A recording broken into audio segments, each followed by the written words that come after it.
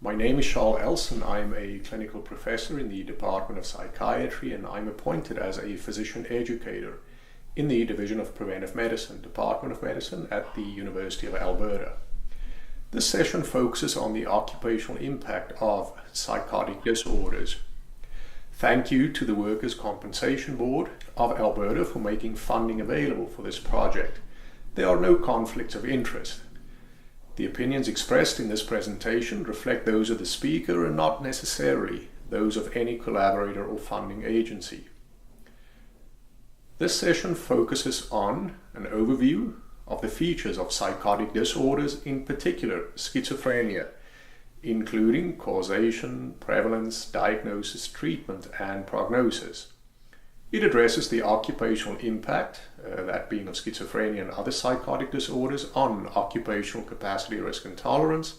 And at the end of this session, participants should be equipped to recognize schizophrenia as an occupationally relevant medical condition, especially in safety-sensitive settings.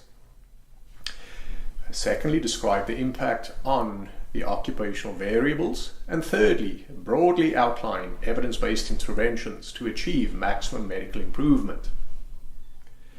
Psychosis is a general term that's often used to describe a severe impairment in mental functioning.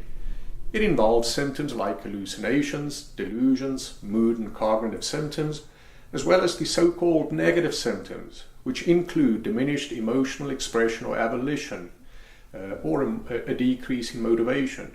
More formally, psychosis is defined as a major mental disorder of organic or emotional origin in which a person's ability to think, respond emotionally, remember, communicate, interpret reality, and behave appropriately is sufficiently impaired so as to interfere grossly with the capacity to meet the ordinary demands of life.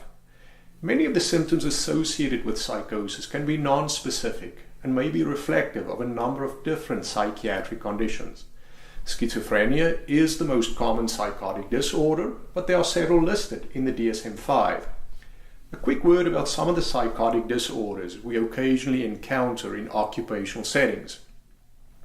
Schizophrenia is a condition that lasts for at least 6 months and includes at least 1 month of active phase symptoms. The diagnosis, schizotypal personality disorder, captures a pervasive pattern of social and interpersonal deficits, including reduced capacity for close relationships.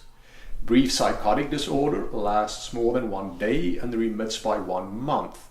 Schizophreniform disorder is characterized by a symptomatic presentation equivalent to that of schizophrenia, except for its duration, that being less than 6 months, and the absence of a requirement for a decline in functioning. Delusional disorder is characterized by at least 1 month of delusions, but no other psychotic symptoms. Like with most psychiatric conditions, the biopsychosocial model may apply with predisposing factors, precipitants, and modulating factors. And like with most psychiatric conditions, although the exact cause of schizophrenia is not known, we know that genetics likely play a fundamental role in the causation of schizophrenia. Psychosis is associated with an imbalance in the neurochemical systems involving dopamine and glutamate, and psychotic symptoms can also be caused by a host of medical and neurological disorders affecting the limbic system and basal ganglia, where cerebral cortical functioning remains intact. There's a long list of medical conditions that can cause psychosis, and this includes partial complex seizures, tumors, Parkinson's, Huntington's, Alzheimer's, tertiary syphilis, vitamin B12, niacin, folic acid or thiamine deficiencies, liver disease resulting in hepatic encephalopathy, hypercalcemia, diabetic ketoacidosis, select endocrine disorders.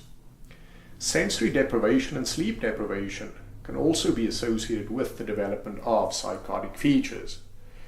A large number of medications can cause delirium, which can be associated with psychotic features, and these include antihypertensives, anticholinergics, including medications used for the treatment of the common cold, antidepressants, antituberculosis, medicines, anti-Parkinson's meds, ulcer medications, and then some stimulant medications, for example amphetamines, can directly cause psychotic features in susceptible persons. Further, psychosis can be induced by alcohol and a number of illicit drugs, for example amphetamines, street amphetamines, cocaine, PCP, anabolic steroids, marijuana, especially where there's higher doses of THC. Now, cannabis can also cause schizophrenia. Chemical factors such as mercury, carbon disulfide, toluene, arsenic, and lead in the occupational context have been associated with the development of psychosis. Mercury exposure in the hat industry dating back many years resulted in a phenomenon called Mad Hatter's psychosis. For schizophrenia, stress plays a role in its development in persons with a vulnerability to a psychotic disorder. Psychosocial work characteristics, for example, high physical demand, lack of control over work and working conditions, may place a vulnerable individual at increased risk of potential decompensation.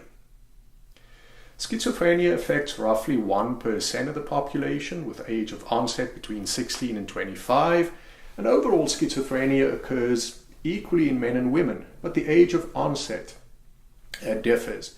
The age of onset is usually by 25 in men and by 30 in women. Delusional disorder occurs in about 2.2% of the population, and brief psychotic disorder accounts for almost 10% of new onset psychosis.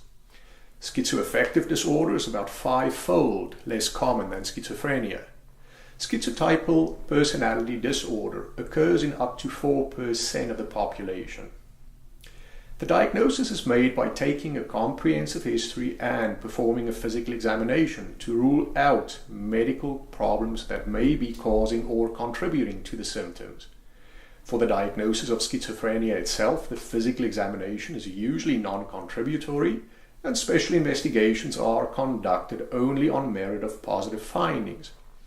An evaluation that includes psychological testing may assist with the diagnosis as to the rating scales. For example, the PANS scale is used to assist with the diagnosis, determine severity, and also monitor response to treatment. Schizophrenia is a clinical diagnosis with no single diagnostic test. Using the criteria in the APA's DSM-5 allows for a diagnosis to be made with a reasonable degree of certainty. And it's recommended that thorough physical examinations performed nevertheless, and special investigations are requested to rule out treatable causes of psychotic symptoms. The neuropsychological testing, in addition to an EEG or a CT, may be helpful. Risk, capacity, and tolerance determinations. As a general statement, persons with psychotic disorder cannot work in a safety-sensitive position. There are significant concerns with regards to the predictability of mental functioning, as well as the deleterious effects of occupational stress and what it may have on the overall prognosis of a person with a psychotic disorder. Occupational risk may be foreseeably increased, and in particular in individuals with positive and other symptoms such as paranoia, anger, anxiety, hallucinations, or a history of violence. The other concern is, of course, that persons with schizophrenia have an increased prevalence of substance abuse and substance use disorders, and the increased risk associated with that. They are also at increased risk of suicide.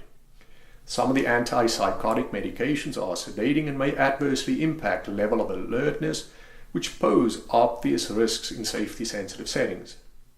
Persons with psychotic disorders are likely best accommodated in non-safety sensitive settings or in supportive work environments. Individuals suffering from delusional disorder or schizophrenia should likely display evidence of remission for a period of several years prior to consideration for a safety-sensitive position, and this is individually determined. Individuals with a brief psychotic disorder should be in remission for at least 6 months before consideration is given to a return to a safety-sensitive position. Assessment by an occupational psychiatrist is usually recommended. Occasionally, the workplace encounters and is expected to respond to an acutely psychotic worker. The first priority, of course, is to ensure safety. If acutely impaired, the person is usually transported safely to an emergency room or psychiatric treatment facility for an appropriate assessment. And this includes the identification of features and behavior, some of which may actually be more subtle at times, and to facilitate the appropriate evidence-based treatment. Workplaces with employee assistance programs typically have policies and procedures in place to respond to such a critical incident. Schizophrenia is a lifelong condition that requires long-term treatment, even when symptoms have remitted. Treatment consists of a combination of medications and psychosocial interventions that can help manage the condition and keep it in remission.